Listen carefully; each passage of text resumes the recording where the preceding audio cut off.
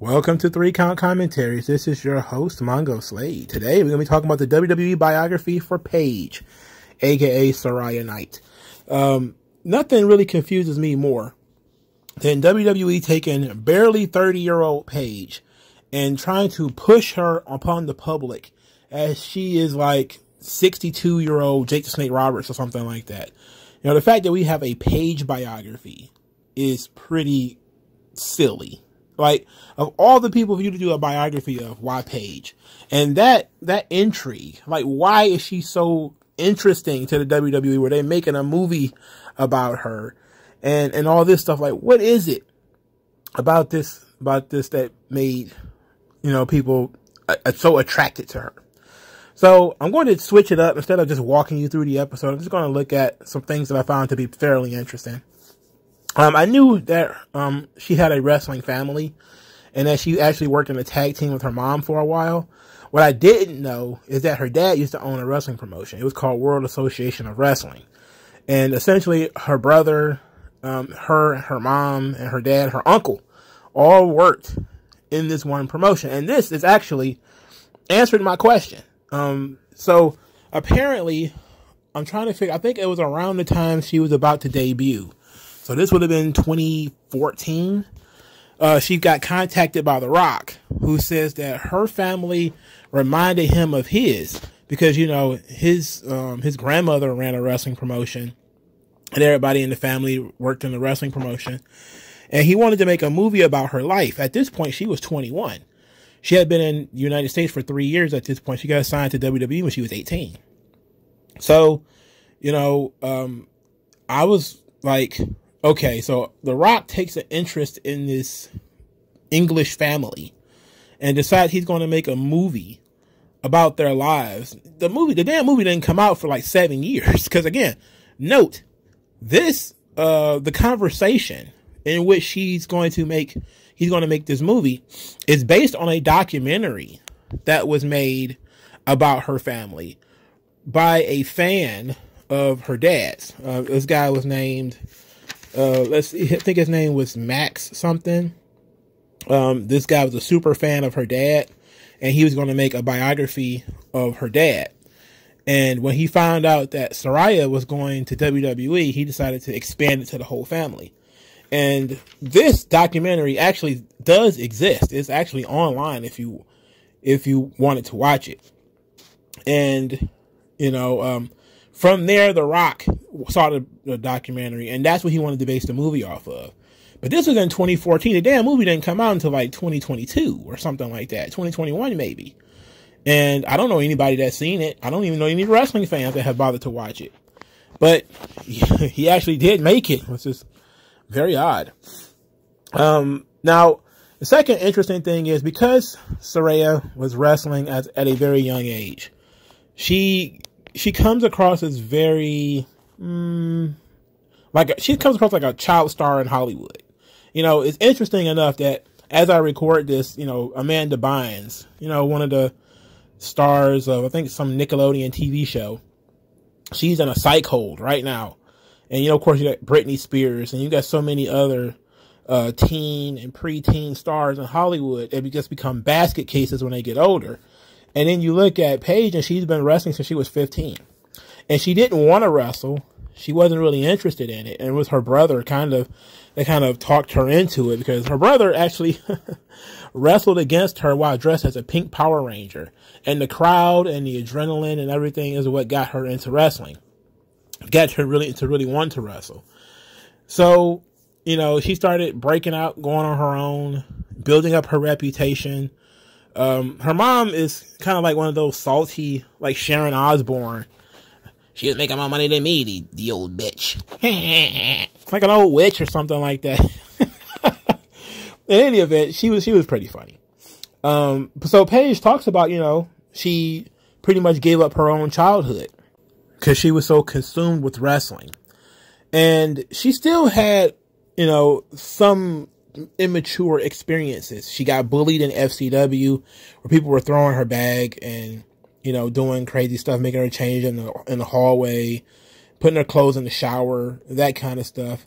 And she assumed it was jealousy because she had come in sort of highly touted. She was like one of the first women from the independents or whatever that was brought into WWE. And she intimidated a lot of the other women because she was younger. She had, she didn't look like everybody else. And she didn't have too many friends. So this kind of stuff starts to build up where you get the idea that, all right, so you got this really young girl. You sign her at 18. She doesn't have much of a childhood. Then you put her in a sort of immature situation where she's being bullied. She's not really being accepted. And then you push her like right out of the gate. I mean, she won the Divas title in her first night in the company. And she's being pushed as the top star. And the biography actually reminded me of some things that I didn't even really remember about how they marketed Paige so much at the time. I didn't remember that, to be quite honest.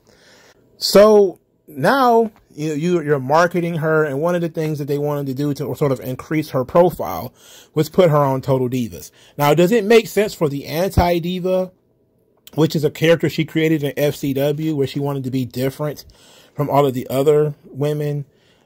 She said the character is based off Rose McGowan in Charmed, which is, I guess that Paige was the name of that character. Okay, whatever. In any event, it didn't make sense to put the anti-diva on Total Divas, but she did the show, and even though she didn't want it to affect her character, but now she's saying, look, I'm starting to have friends again. You know, she's got people she hangs around. Her only friend for a long time was Summer Rae. So now things are starting to really work out for her. She's got a milieu that she can mix around in. And the internet starts being kind of difficult with her. Yeah, she is kind of overpushed and this kind of stuff. People don't really like her that much. And then the bottom fell out. 2016, this girl is 20 or 21 or something like that. And she suffers a serious neck injury. Now, the neck injury she said came from wear and tear. It wasn't like one instance that caused her neck injury, but she was out for 8 to 10 months. And she says that everything from that point started going wrong. She's drinking. She was taking painkillers, Percocets. She was doing cocaine. So she admitted that she was doing cocaine. That's great. She had 2 wellness violations in 2016. I think one in August, another in October. She was losing contact with people that, she usually spoke to, like Renee Paquette and her mother. Then the sex tapes came out, the stuff with Brad Maddox and Xavier Woods. And that pretty much destroyed her self-confidence and made her feel like trash. And she thought everybody was going to hate her. She became depressed. She started cutting herself, suicidal, losing tons of weight. And she felt that everything that she'd done was going to be over, like her career was over. Not to mention, she said, look, I got this serious neck injury. Only thing people are going to know me about now is the sex tape. And it was actually her dad who sat her down and kind of, said to her, look, you had something, you did something that teenage girls do. It won't be that bad. You'll get over it. And so she started kind of rebuilding her life after that. But this part of the show, I thought that separation from WWE was longer than it really was. Like, it was only a few months. But for me, maybe in real time, I thought it was like 2 years. I thought she was gone a long time. But she was only gone for a few months. Now, they didn't mention Alberto Del Rio by name at all. They didn't mention that, she almost got arrested for domestic violence for abusing Alberto Del Rio. That wasn't mentioned at all. Continuing WWE Biography's new mission of not mentioning too much dirt on the subject. But they do just enough, I guess. So 2017 was her big return. Of course, we know this. Everybody was very excited to see her. She thought that there was going to be bad blood based off of, her letting... we don't know which guy it was jizz all over the NXT title, which forced them to change the belt. We don't know which guy it was. I'm assuming it was Brad Maddox.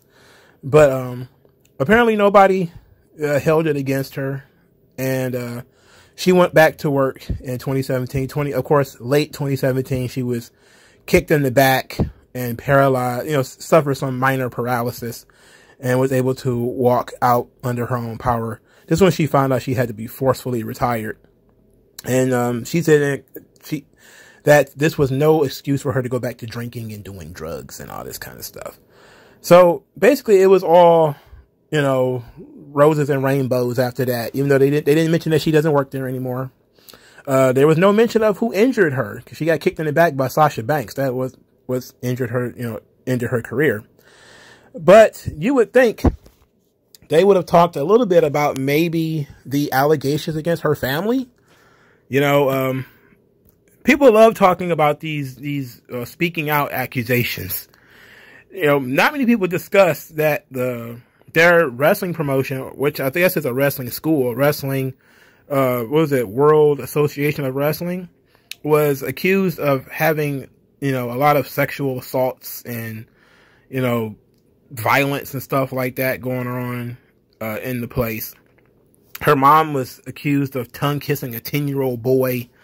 It was a lot of crazy stuff, and there are sites dedicated to it. I don't want to get into all of it, but it's interesting because a lot of this stuff kind of went under the radar while people were headhunting so many other people during the, look, and it's all just allegations, it's accusations. That's really all it is. Let's just say that first. If you are, listening to this channel, you already know that.